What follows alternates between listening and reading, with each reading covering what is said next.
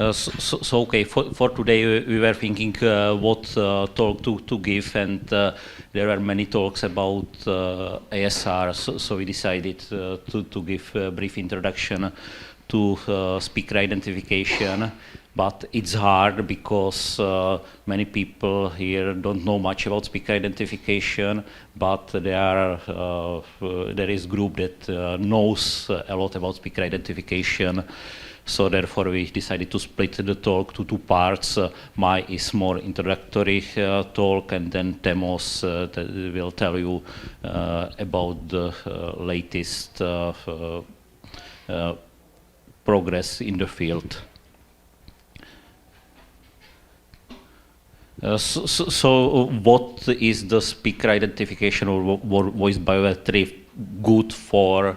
It is used in many applications. You can use it for search in audio archive. Radios have audio archive on internet. Intelligence agencies are using it. It can be used in call centers or banks for person identification. It can be used for some fraud detection, because it's possible to see that people or one person is calling repeatedly under different identities. And in these days it is also used in criminology. Basically, there are forensic experts trying to recognize or explain if two voices are the same or not. If someone is calling, for example, mentioning there is a bomb on the train station, and so on. So what is the main task of speaker identification? Each human body has some instruments to produce voice. There are vocal cords, cavities like mouth cavity, nose cavity, teeth, tongues, these organs, and each person have it as it unique. And so our goal is to create a model of person, let's say from inside, and we are doing it by observing acoustic waves. So how we start? We have a mic, for example, something that I have in my hand. We record this and get a waveform. From waveform, we do the same as in ASR and other tasks. We basically split the waveform to small chunks, like 25 milliseconds with some overlap, and we calculate spectrogram. So the spectrogram, you can see that it is audio, but it can be considered also to be image. Now, how to collect data? I think this is the hard part in these days, because the technology is already better than humans. So it is not possible to have some audio recordings and just label them by listening, but it is important to use other identity for the data collection. We need a huge number of speakers, several recordings for each, from different environment, different nationalities, and in this, I would say there is a good job done by LDC over many years, and then there are these more recent approaches that, for example, on YouTube videos, this is CLSP database, where the visual information is used to verify that it is really the same speaker. We have thousands of speakers, but the amount of data is still not enough. So we are doing the same as in ASR and many other tasks. This is data augmentation. So we are adding real additive noise, music, some people speaking in background. Reverberation is important because we need to simulate different rooms. So now I will demonstrate one architecture that, for example, Forexia was using in the product. This is a ResNet based system. ResNet is architecture very known from image processing. I have more on the next slide. What we are doing, we chunk the audio to small segments, so like 4 seconds, and actually, in speaker identification, we need to go from variation length sequences to fixed vectors. So you can see that we have this new network that is working for frames, and then we have mean and variance pooling that is putting the frames together, and then we have fully connected layers or feed-forward new network, and after that there is a softmax that is doing classification of speakers from our training set to the classes. So I have also some technical details. This we implemented in PyTorch, and it is possible to train it on 6 NVIDIA. These are all the cards, RTX 2080 in, let's say, a week. But we don't want we would like to describe also speakers that we don't have in our training data. So we do what is common in these days. We are using embeddings. So after training, we just remove softmax and the final layer, and we get speaker embedding. That is our speaker model. This is floating point vector. In our case, it was 256 values. Now about the ResNet. This network architecture, there are convolutional layers, there are 2D, two-dimensional convolutions, and you can see skip connections after each 2 layers, and there are many blocks like this repeated. So in some of our experiments, we were using 34 layers, but the most enhanced or better systems use even more than 100, for example, 128. Now, one detail, but I had it on several presentations here. So what is the loss function? we are not using just cross entropy, but there is this additive angular margin loss that makes the task harder, more discriminative. And after that, we can use different approaches for scoring. The easiest way is to use just cosine distance, but in the speaker ID community also the probabilistic linear discriminant analysis is very common. How the user sees the speaker identification system. There are two parts. One part extracts the speaker model.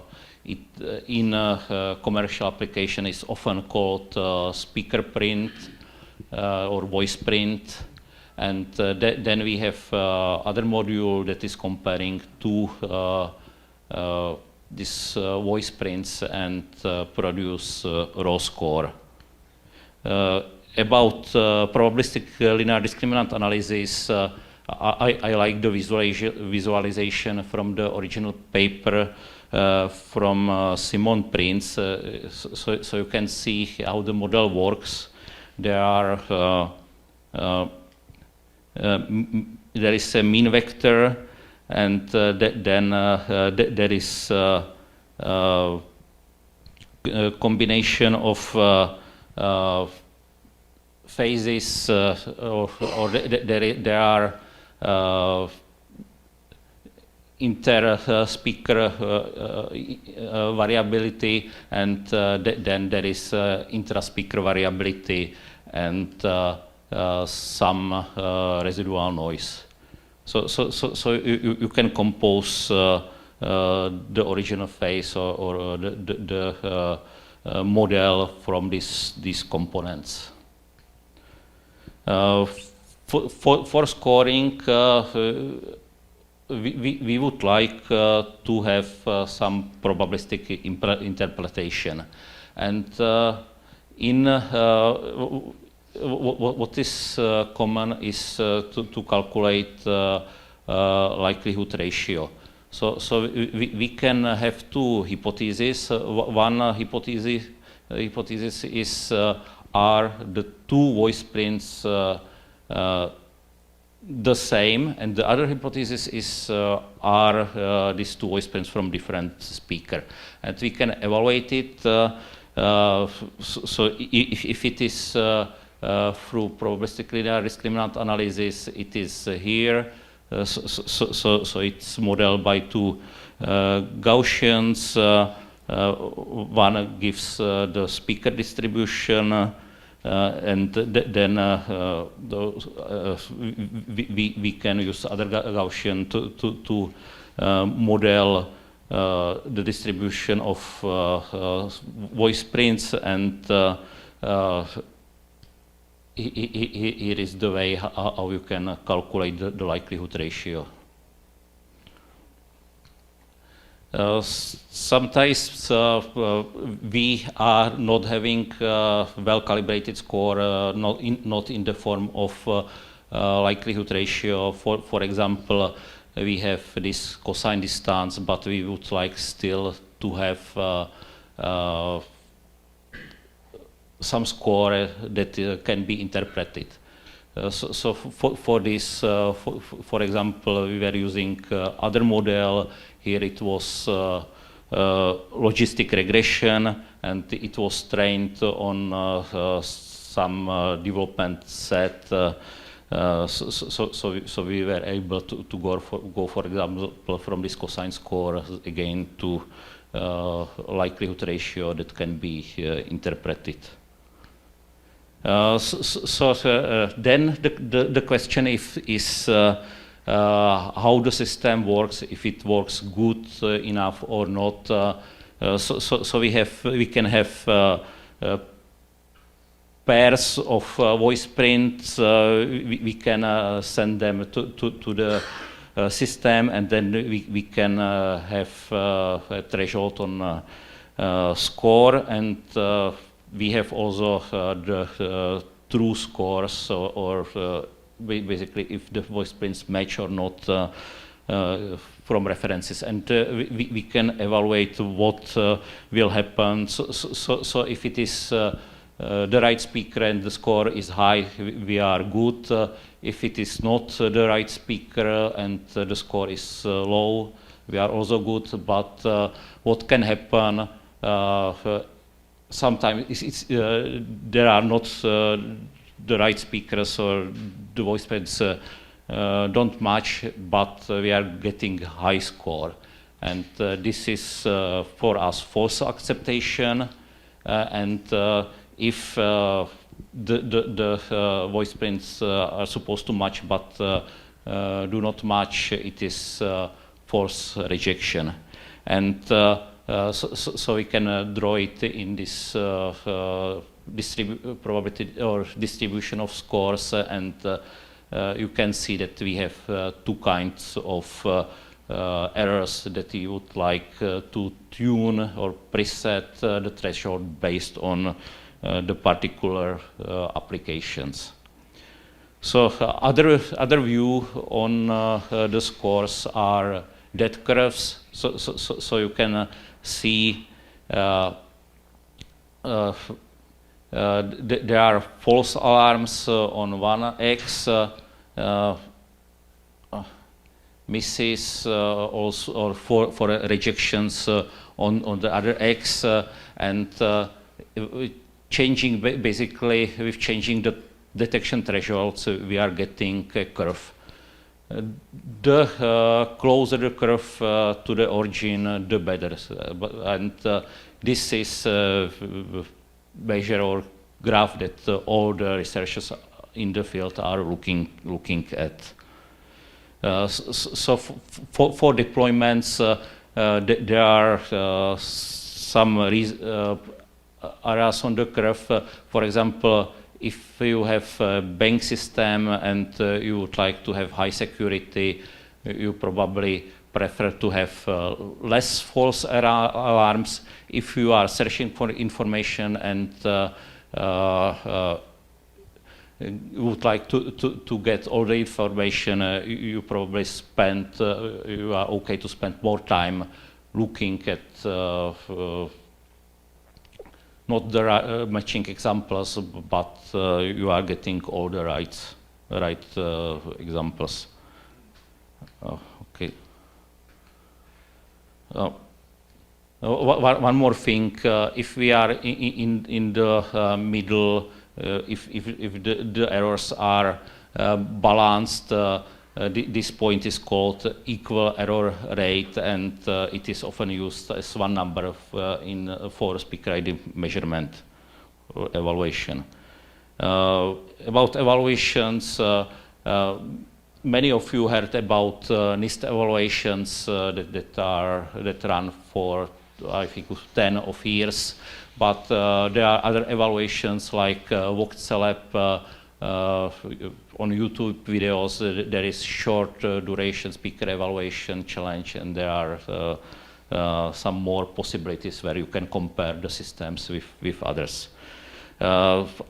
Here I would like to show you that it is important that also the length of audio, if you extract voice prints from shorter audio, you get worse results. If you have more audio, you are getting better results. And the systems are really better every year. So you can see the big jumps, and I labeled it with the years. So the systems are really more and more powerful.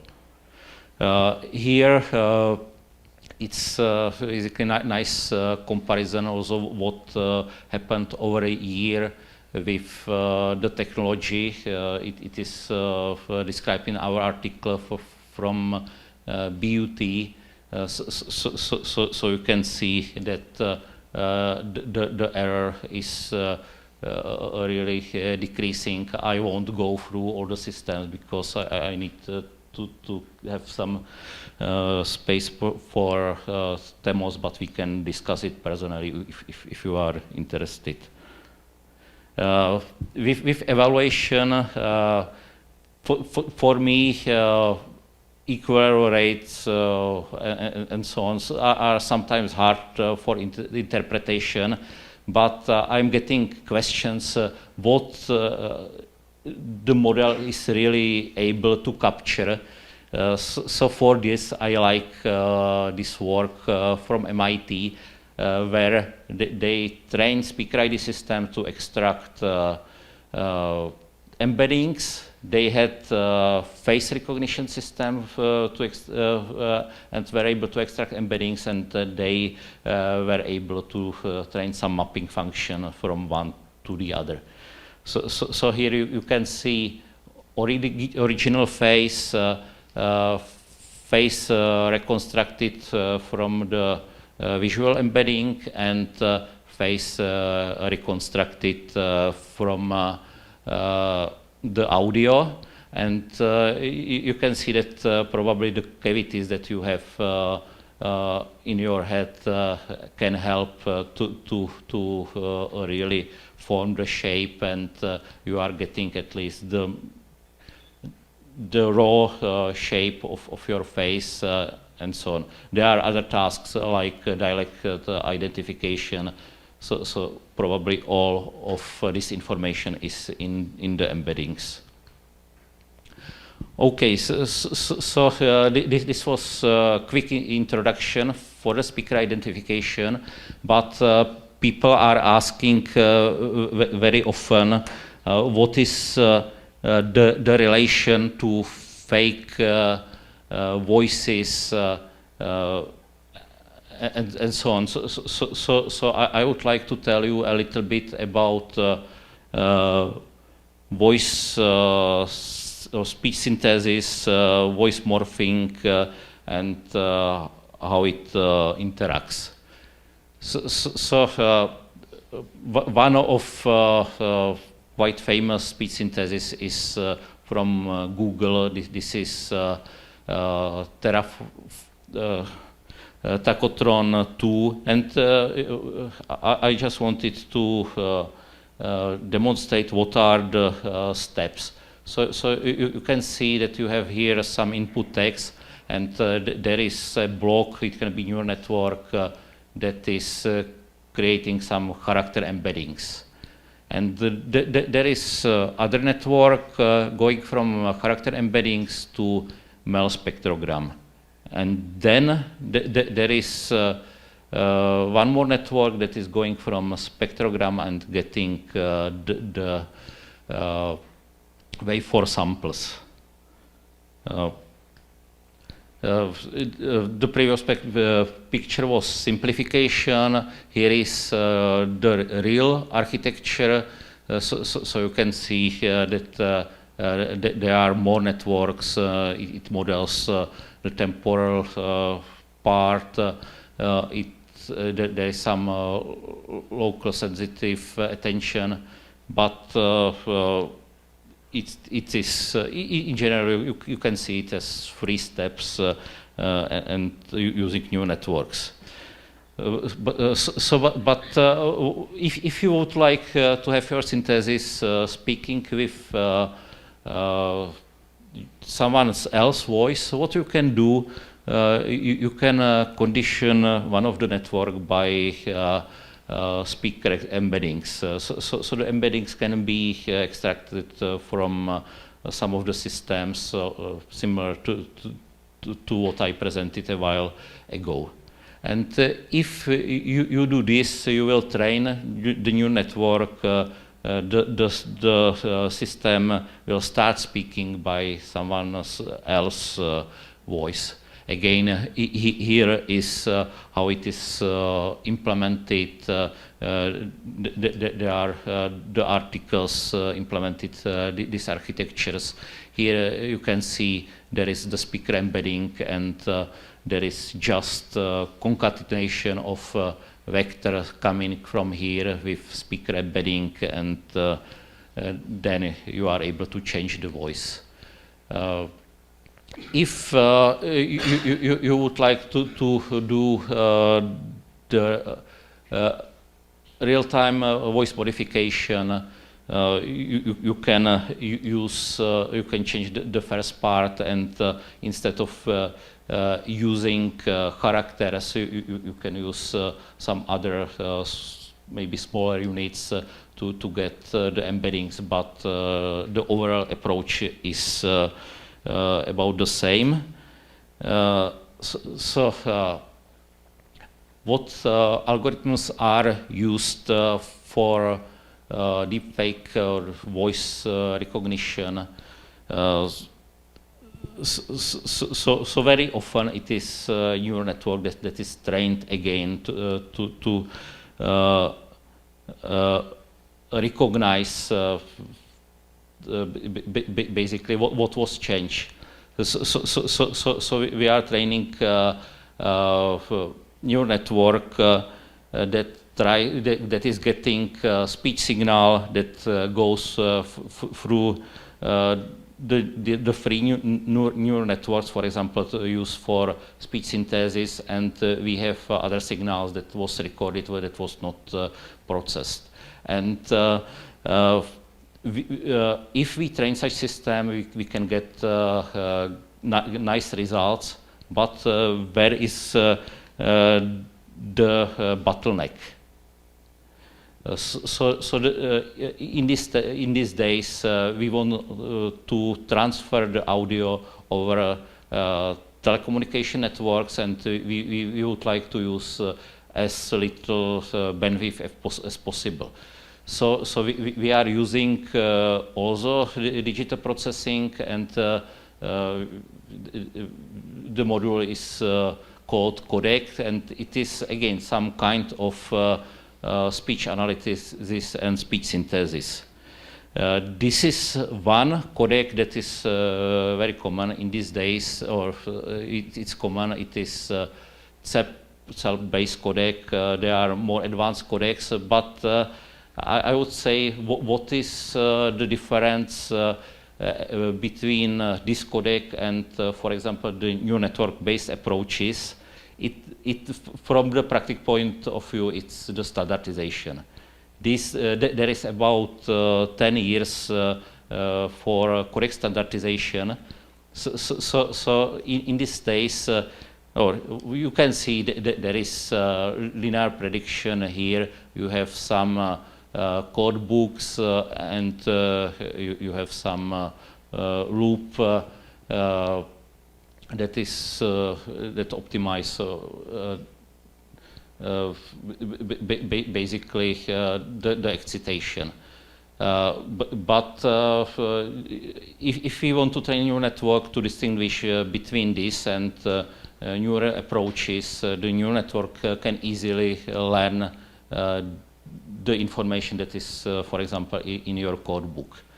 But what is interesting, there are more modern codecs, like for example, this Google Lyra that is already neural network based, and the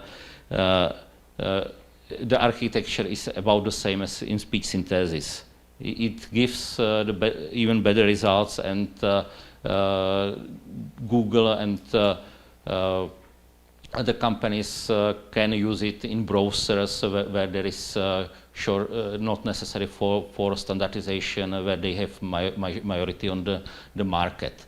So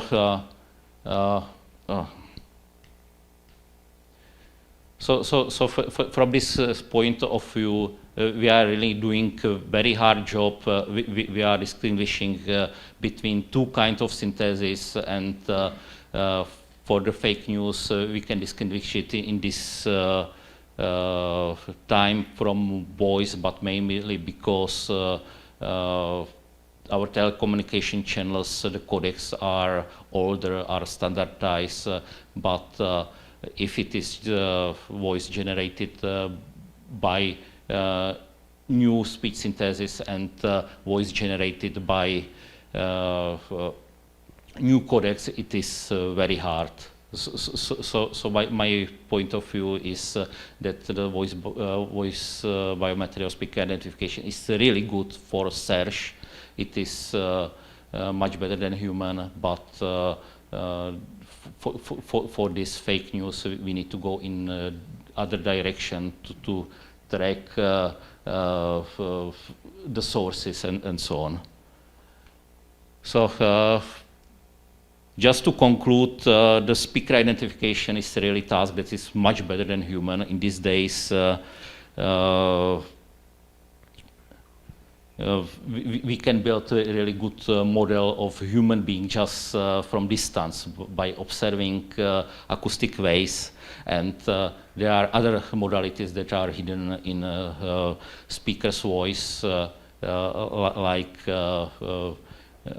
gender, age, dialects, and so on. And these modalities can be used and are waiting for researchers to attack. And now I would like to ask Temos to continue with the most advanced tasks.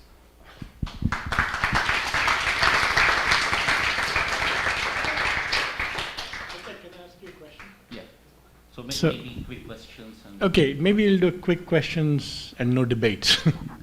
You mentioned that synthetic voices, of course, are getting very good. And then you said that some people are building neural nets to discriminate or distinguish between a synthetic voice and real voice, right?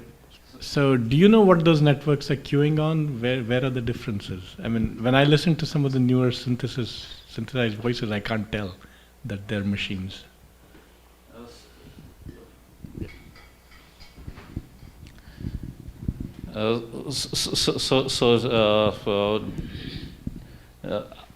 I would say before we were able to recognize synthesis. Now it is almost impossible to do it just by air. But if it's a new network, I think the network is able to capture the parameters that are already encoded in the speech synthesis. For example, if we speak about the cell-based codecs, there is still frame-based processing, and there is some errors caused just by this segmentation to frames. So what I see, there are many articles, and usually if you don't consider the codecs and so on, detecting neural networks work very well, but the context of the application that you would like to use it, for example, in telecommunication network or for the talk over some Teams, Zoom meetings, and so on, is not considered.